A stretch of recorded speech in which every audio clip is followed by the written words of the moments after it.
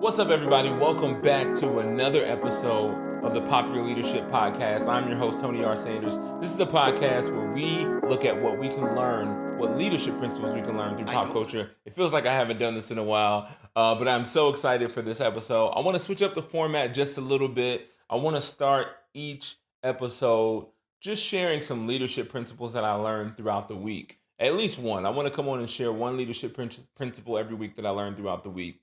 The reason why I want to make this change, I want to add in more content to the podcast because I do want to get us to that 30 to 45-minute mark. I know that most people, when they travel to work on a Monday, their commute is roughly around that time, maybe a little bit longer. And I would rather have you with a little more content than you need on that Monday morning ride than a little less content than you need. But also at the same time, I don't want to give you content that wouldn't be valuable or wouldn't be useful to you. And I'm just noticing that there's so much value in the lessons that I'm learning on almost a daily basis at this point.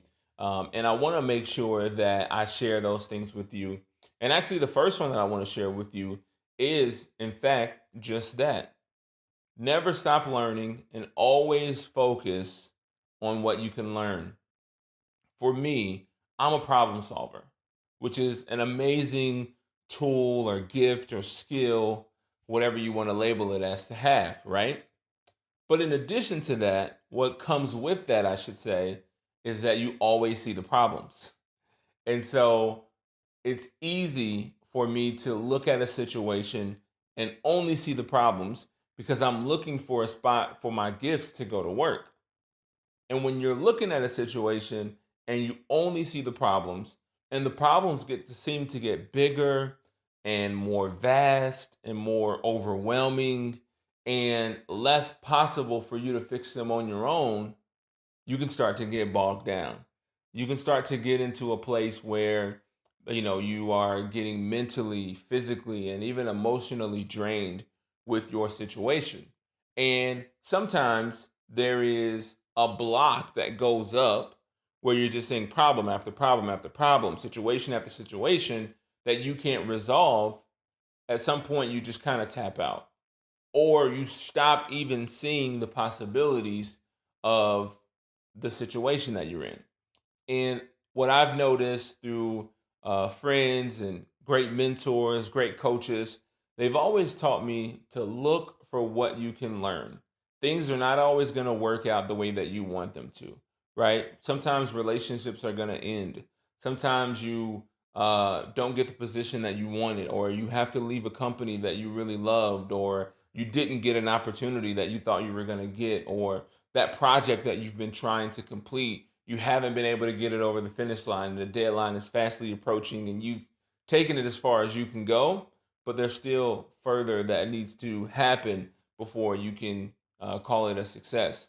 And so it's easy to look at all of those problems, but it's a little more difficult initially without being reminded to focus on what can I learn from this situation?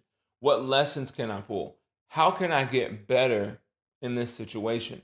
And that's a question I've been asking myself a lot lately when different challenges come up for me. Instead of looking for an escape route or looking for a way out, or even throwing a pity party because I can't solve the problems anymore, right? And I can't, engage people the way I'm used to engaging people to solve problems. Start focusing on what can I learn? How can I get better from this situation? A cool thing happens when you shift your perspective.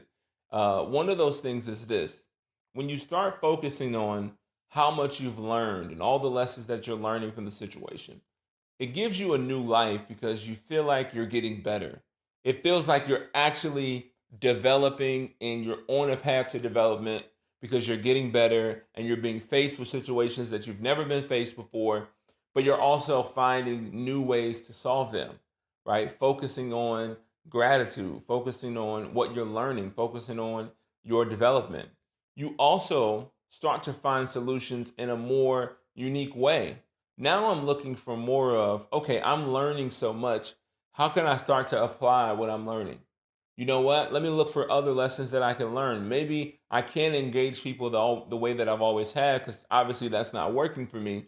What's a new path to engagement? How can I get people and influence people to do things a different way now. Maybe I need to change my approach, right? And those little lessons, those little nuggets that you can start to pick up from a really negative situation or a really stressful situation or a really difficult situation, a trying situation, those little nuggets that you pick up will be forever valuable because it takes you to the next level.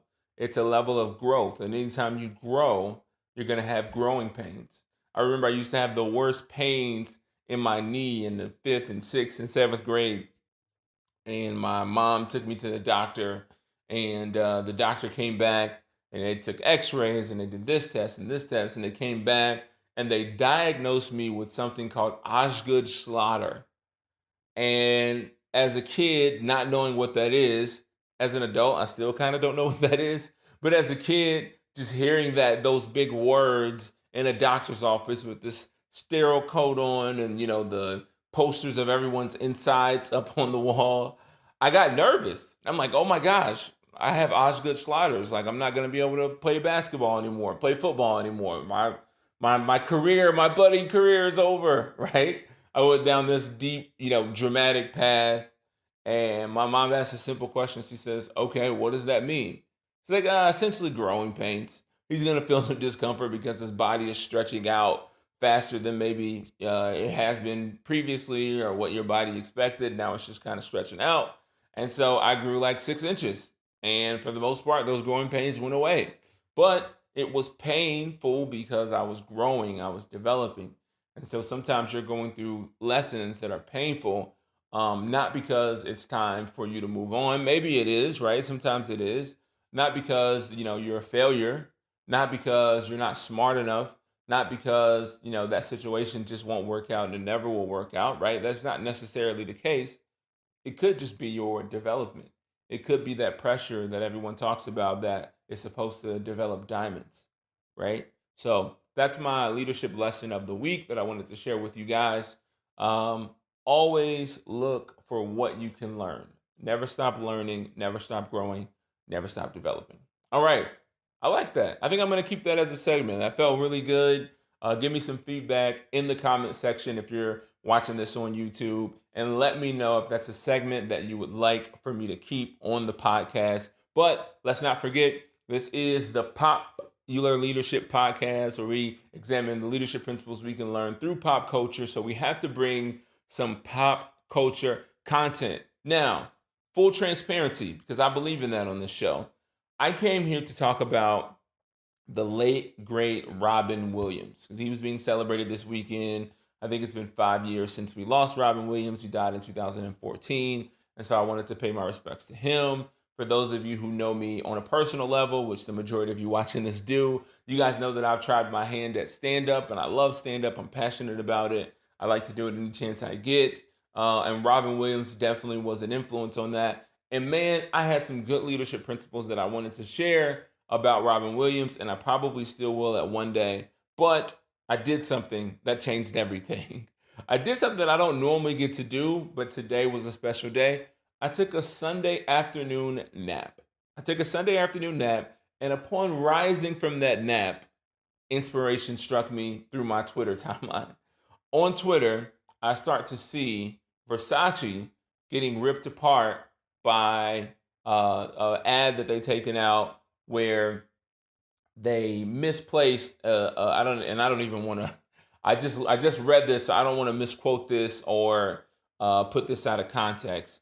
But they essentially violated the one China policy, right, where China is trying to keep their country together, and the way that they've listed it out in this ad essentially broke that. Let me not sound like a babbling idiot. Let me just pull up the article that I read and tell you kind of where the episode is going to go now. And so it says Yang Mi has quit Versace, saying that one of the brand's t-shirts broke one China policy.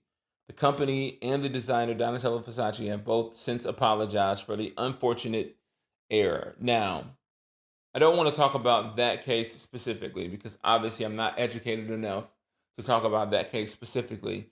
But I feel like there's a bigger play going on that in my overall feel of it is that it's negative, but I know we could turn this into a positive and figure out how we can use it for our businesses and our careers, right?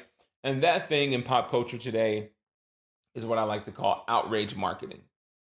Outrage marketing is the newest craze. And so, for those of you who don't know, let me explain what outrage marketing is. For a long time in marketing, and this is stuff that I strive to do, right? So, I don't want to demonize these people. This is stuff that I strive to do with this podcast, right? Some of the ideas that I have coming up for the fall, the way that I want to promote this podcast and market this podcast to people for other products that I plan on selling, right? I have a card game that's up on Amazon right now that I haven't started promoting yet, but I'm thinking about the best ways to market it, right? And marketing is something that's always been a challenge for me in a lot of different respects, right? But when you're marketing a product, you want to start a conversation about it. And if you can get people talking about your product, it creates traffic online, right? Now, before, you get people talking about it in the barbershop and in the grocery store and at church and different things like that. And that drove people to go to the movies or to your brick and mortar store or different things like that. Now, in 2019, with this digital era that we're living in, you want to drive conversation online, on Twitter, on Facebook, on Instagram. Drive conversation so people get curious enough to visit your website and check out your product, check out your podcast, your YouTube channel, whatever the case may be. And a lot of companies are good at driving conversations within their community, right? I think about some of the YouTubers that I follow that I would love to talk about on this podcast, but they wouldn't be considered a part of pop culture. But within their community, they do amazing work and they start amazing conversations. I'll give you an example. I follow a company called Blind, ran by Chris Doe. They have a YouTube channel called The Future, and it's spelled like Futura, but without the A, Future without the A, and the font is in Futura. It really lets me geek out on my graphic design, logo design, brand identity stuff, right? I like to do that. I like to learn how to, develop logos and develop content, which is a part of something that I do every day as well. Even outside of these videos, from an instructional design point, I develop content. And so I was super excited to find Chris Doe in The Future. Now, they make some content that starts an amazing conversation within the design world, right? And so because of that, they've been able to create amazing content. They start the conversation, they drive traffic to their website, traffic to their YouTube page, traffic to their Facebook group, right? And then on top of that, they're able to utilize that attention to convert it into sales, right? When they sell a book or when they sell merch or when they sell one of their courses, it's all because they created something that would drive a conversation, right? And I know I'm stretching this out a little bit, but because of where we're going next, I want to make sure that we have a solid foundation and a baseline of what outrage marketing is, right? So, marketing in general, you want to start a conversation, and mostly within your community because those are the people that are most likely to buy it. Now, there are some brands and some companies that have been around for so long and have gotten so big that mostly everyone could potentially be a person that's going to buy their product. Now, of course, they do have a specific target market that they want to target, right? They have a demographic that they want to target. But for the most part, all publicity is good publicity, at least in their eyes. And so, what I have noticed, the trend over the last 18 to 24 months, is these large companies start a conversation mostly on social media, specifically Twitter, that sparks a debate, sparks outrage, and normally divides people, unfortunately. But they do it in a way that they know they're going to target and touch emotions points that are really, really gonna get to people. I won't say hurt people because I don't know if their intentions are to hurt people, but they know it's gonna get to people. It's gonna penetrate to the emotions, right?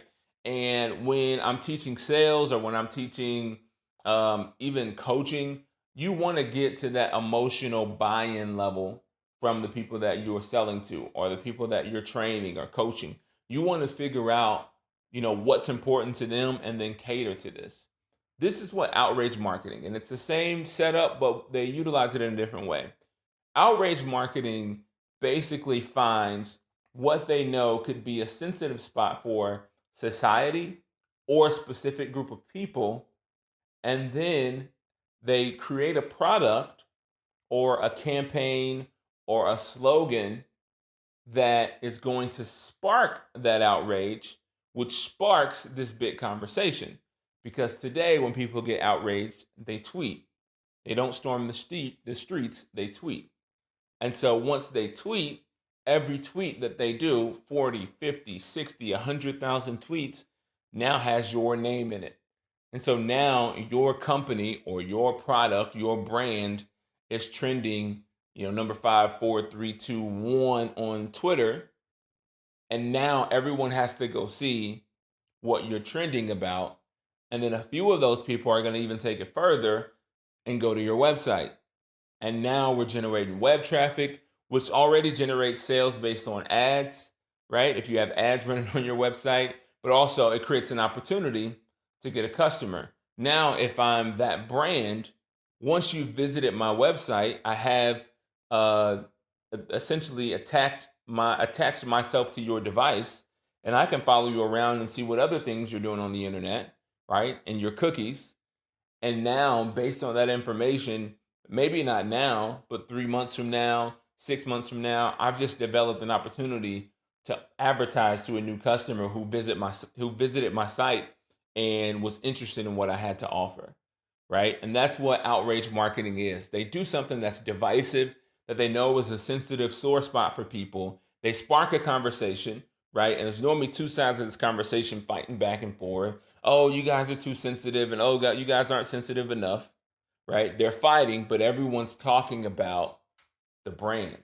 Everyone's talking about the company. Everyone's visiting the website. And based on that, within the next 6 to 12 months, I can cash in on all this traffic by promoting stuff to them that I know that they would like, right? Because I just got all the information from your phone and what you're doing on the internet. And now I have new customers, right? So we're going to look at a couple of examples. The first one I want to go back to is from a couple of years ago. It was H&M with the hoodie, coolest monkey in the jungle. Now, I do want to say this is something that H&M apologized for. They said it was a mistake. It was an oversight on their hands, but I don't buy that. I think that H&M knew exactly what they were doing when they put this African American kid, this black kid, in the hoodie that says "coolest monkey in the jungle."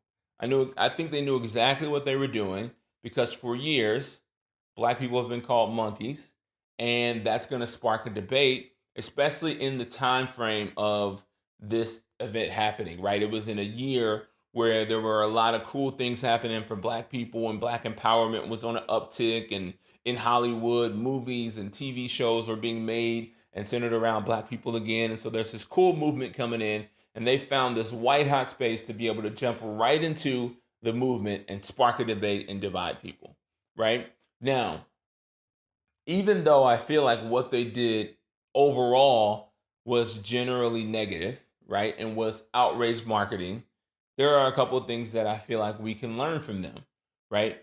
The same thing with Gucci. Gucci had a sweater that they put up on their website that essentially was mimicking blackface, right? And I don't have time to explain what blackface is. If you don't know, just Google it, and you probably were asleep for like 6 months as Gucci was going through this. I don't think for a second that Gucci did that on accident. Even what's going on with Versace now, that's not something in the United States that we necessarily care about, but in China, it's definitely a big, big thing.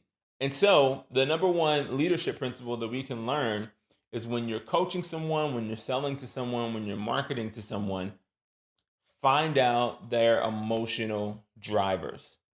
Find out what matters to them. It's so interesting when I talk to leaders and they're trying to influence people on their team or other stakeholders within the business. And I start asking them personal questions about that person. and they have no idea. Hey, is this person married? I don't know. I can't remember if I see him with a wedding ring or not. Well, did you ever ask him? No, I haven't asked him that.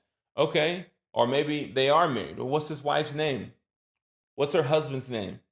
Oh, you know what? I don't know. I've seen pictures at her desk. I mean, I know she's got a husband. I just don't know his name. Does she have children? Right? Do they have children? How old are their children? What do children like to do for fun? Why am I asking a leader this question if they're trying to figure out the best way to coach their team or the best way to train their workforce or the best way to influence a stakeholder? I'm asking because those emotional ties, those emotional drivers matter, right? There's something that drives you to work every day, right? I asked this guy one time, what drives you to work? And he's like, oh, Ford 150 or something. I'm like, what are you talking about?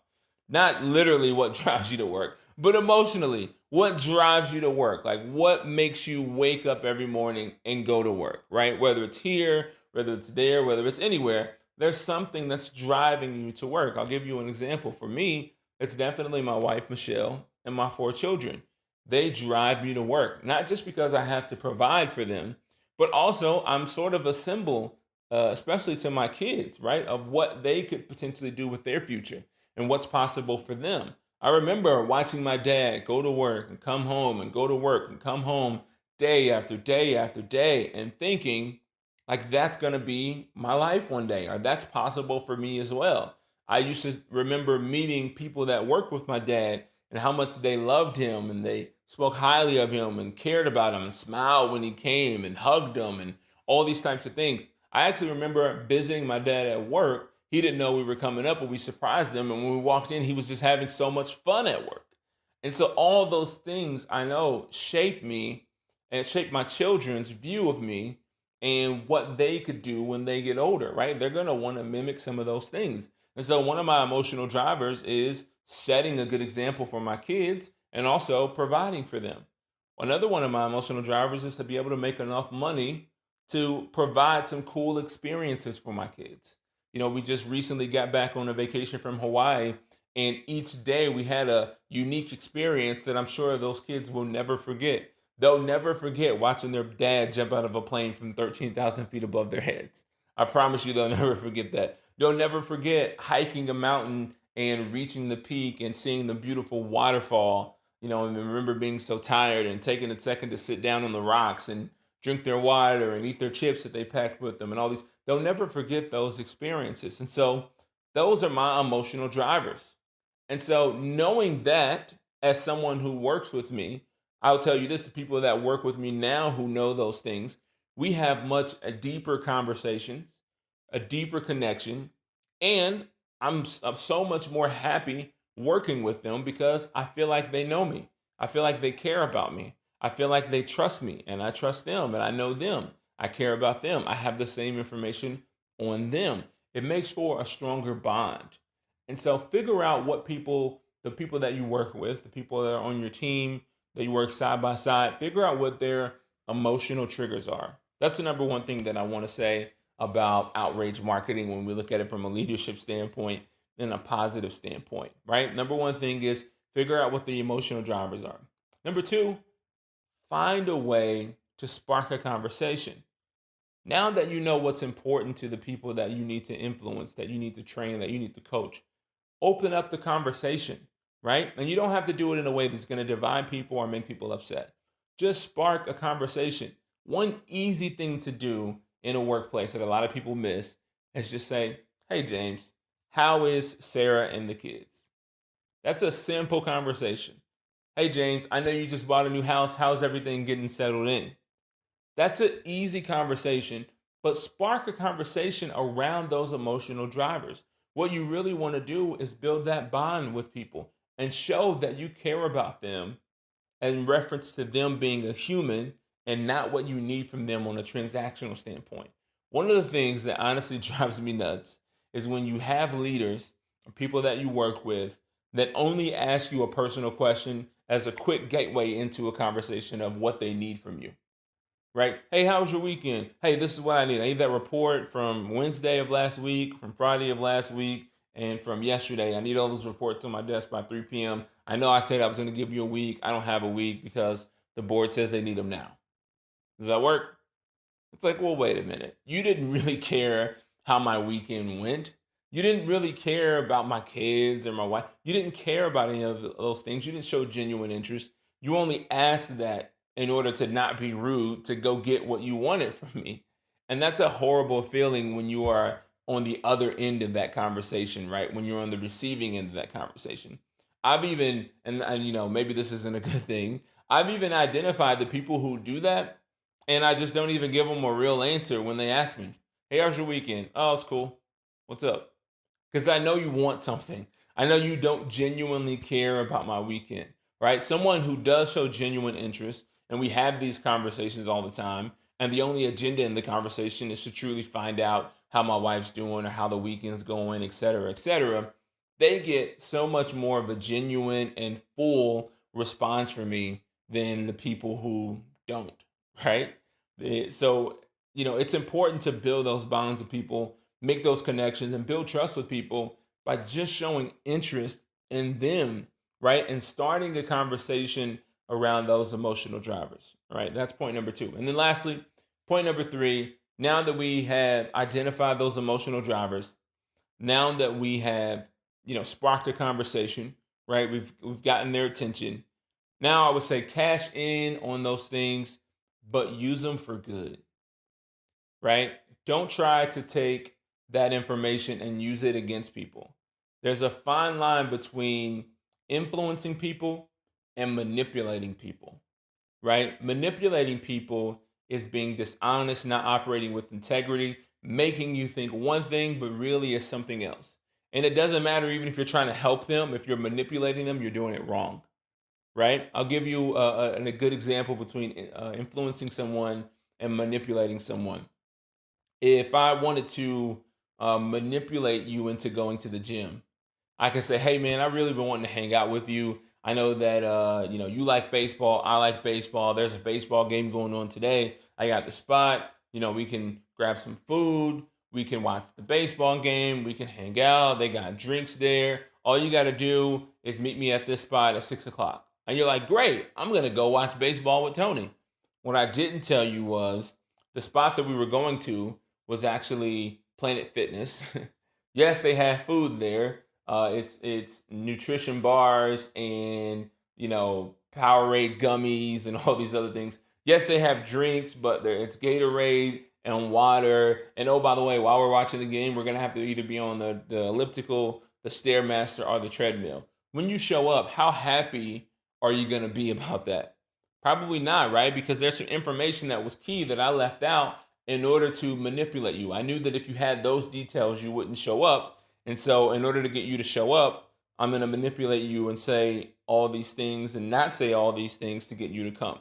Now, let's say I wanted to inspire you to go to the gym, right? And you told me that you wanted to go to the gym and you just couldn't muster up the strength to do it, right? What if I started to ask you, tell me why you want to go to the gym? Tell me what being fit means to you.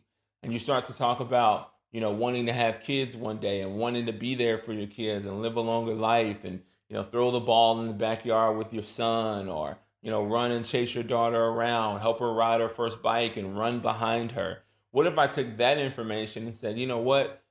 Even though the pain of going to the gym, right? Mental pain of just preparing to get there, physical pain of once you get there, right? The recovery pain, even if you take all that stuff and balled it into one and you put it on a scale on this end, and on this end of the scale, you put the pain of not being able to run behind your daughter on the bike, not being able to play ball with your son, and like you said, maybe the untimely passing of yourself due to not being in proper health. Which one of those pains would weigh heavier on your heart? This one? Okay. So since this pain outweighs this pain, let's go ahead and go to the gym, because even though that's going to hurt, it's going to be tough. One, it's going to get better over time. And two, it's going to be a lot easier than the pain of missing out on all those benefits of going to the gym. Now I've influenced you, right, to go to the gym. You still have all the information. You know exactly what you're going for. I'm not tricking you. I'm not leaving out information, right? That's going to be crucial to your decision making process. But I'm laying it all out on the line, and I'm putting the facts together in a way that will be appealing to you for you to make the final decision. And that's the difference between manipulation and inspiration. So you have to be very careful when you're walking that fine line to make sure that once you have those emotional drivers, once you spark that conversation, that you start to influence people and use it for good. Man, that was a great freestyle episode. I had no notes. I got cards here written down. I didn't use any of them. There's nothing here. I just went on the fly. Rest in peace to Robin Williams. Watch out for Outrage Marketing. There's a couple other examples that I wanted to pull up, but we're just freestyling here. We're going one take, no editing, which I love because it just makes my job easier since I have to light, camera, record, and edit everything. So it does make my life easier. But I'm so glad that we got a chance to talk about outrage marketing. I do think it's a timely and important discussion to have. And I think there's things that we can pull from it, even if we don't necessarily agree with the tactics. We can pull some of the principles out and then use them for good, right? So I hope that you enjoyed this episode and felt the same thing. And at the end of the day, the moral of the story is this: leadership is everywhere. And I do mean everywhere. All you have to do is keep your heart open, your mind focused, your eyes peeled, and watch for the pop. I'll see you guys next week on another episode of Popular Leadership. Have a good Monday.